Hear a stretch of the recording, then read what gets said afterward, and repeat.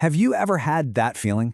You know, the one where you're chasing all the things you're supposed to want, but you can't shake the feeling that something's missing. Well, today, we're going to dive into a Japanese philosophy that might just have the answer. It's called Ikigai. So let's start with a really big question.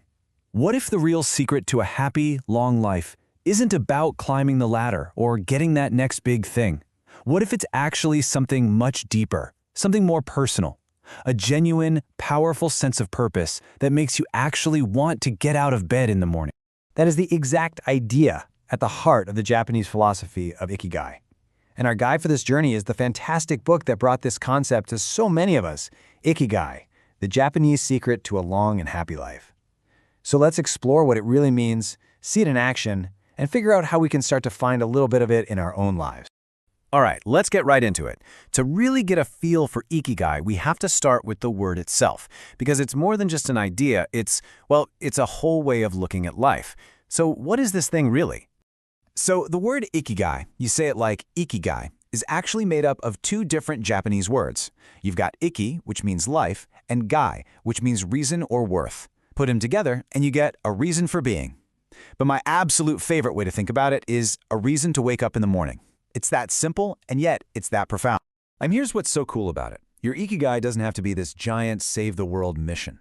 The neuroscientist Ken Mogi says it's more like a spectrum of small things. Think about the joy a gardener gets from seeing a new bud, or the satisfaction a baker feels kneading dough. It could even be that first quiet cup of coffee you have in the morning. It's all about finding real meaning right here in the present moment. And this just shows you how Ikigai can pop up in the most unexpected places.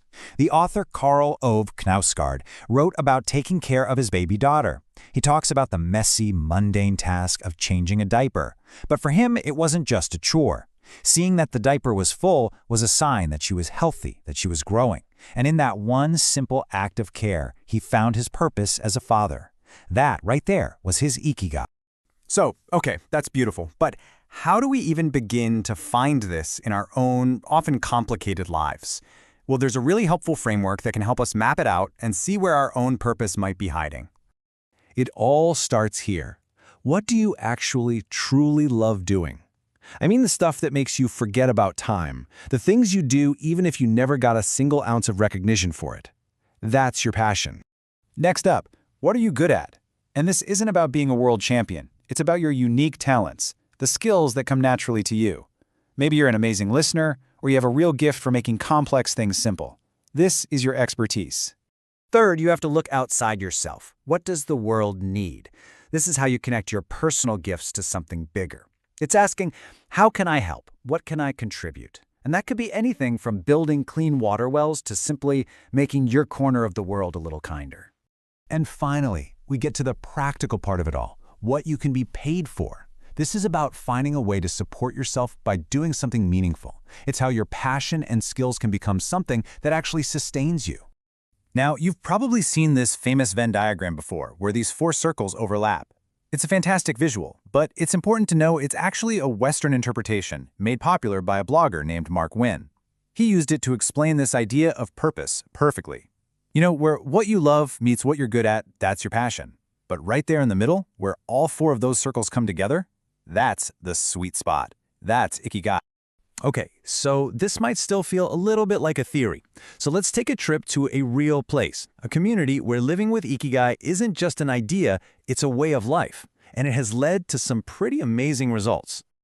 We're headed to the island of Okinawa in Japan. It's what's known as a blue zone, one of the very few places on the planet where people live incredibly long, healthy lives. Seriously, you can find people over 100 years old who are still active, gardening, and spending time with their families. So what in the world is their secret? Well, it turns out it's a whole mix of things. And right at the top of that list is a strong sense of purpose, their Ikigai. In fact, get this, they don't even have a word for retirement. People just keep doing what they love for as long as they possibly can. And that's all supported by other habits, like a simple, mostly plant-based diet and a practice called harahachi-bu, which just means you stop eating when you feel about 80% full. They don't go to the gym, they just move naturally throughout the day. And maybe most importantly, they have a powerful sense of community, something they call yuimaru, with lifelong support groups called moa. So a really big piece of this puzzle is that it's not just what you do, it's how you do it. Living with Ikigai is all about finding a very special state of mind that can make even the simplest things feel incredibly rewarding. And that state is called flow. I'm sure you've felt it before. It's when you are so completely into what you're doing that everything else just melts away. The clock disappears, your worries fade, it's just you and the task. The joy isn't in some prize at the end, the joy is in the doing. And whether you're a musician, a programmer, or a carpenter, finding that state of flow is a direct line to your Ikigai. But to get to that flow state, you need the right kind of passion. The book makes this really great distinction between an obsessive passion, which feels like an out-of-control urge that can lead to burnout, and a harmonious passion. Harmonious passion is different. You're in control. It fits in with the rest of your life, instead of competing with it. It feels good, it feels sustainable, and it's the kind of passion that really opens the door to flow, and ultimately, to Ikigai. Okay, this all sounds pretty amazing, right? But how do you actually start this process? How do you find your own Ikigai when you've got bills to pay and a busy life? Let's talk about a few practical steps to begin that journey. First things first, you have to find some quiet. We're constantly being bombarded with messages about who we should be. You have to unplug from that noise to actually hear your own inner voice. Second, it really helps to accept that our time here is limited. Now, that's not supposed to be sad, it's supposed to bring clarity. It helps you focus on what really matters. And finally, don't wait for a crisis to make a change. There's a story in the book about a guy who only found his purpose after being attacked by an elephant. His advice, don't wait for an elephant. So I'm going to ask you a question, and I want you to just sit with it for a sec. Ready?